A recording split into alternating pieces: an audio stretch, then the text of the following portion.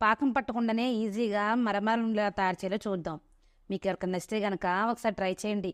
అలాగే వీడియో పైన ఒపీనియన్ని కామెంట్ సెక్షన్లో తెలియజేయండి. ఇలా తక్కువ టైంలోనే ఈజీగా మరమరాలనే తయారు చేసుకోవచ్చు. స్టవ్ మీద బాండి పెట్టుకుని 3 కప్పుల మరమరాలు వేసుకోవాలి. క్రిస్పీగా అయ్యేంత వరకు ఫ్రై చేసుకోవాలి. క్రిస్పీగా ఫ్రై అయిన తర్వాత ఒక గిన్నె వేసుకుని పక్కన పెట్టుకోవాలి. ఇదే బాండిలో 1 టేబుల్ స్పూన్ నెయ్యి వేసుకోవాలి.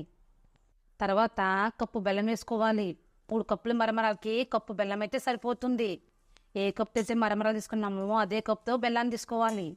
బెల్లాన్ని పూర్తిగా కరిగించుకోవాలి. దీనికి పాకం ఏం పట్టనవసరం లేదు. బెల్లం అనేది కరిగితే సరిపోతుంది. బెల్లం అనేది పూర్తిగా కరిగిన తర్వాత 1/2 టీ స్పూన్ వంట సోడా వేసుకోవాలి. ఒకసారి బాగా కలుపుకోవాలి.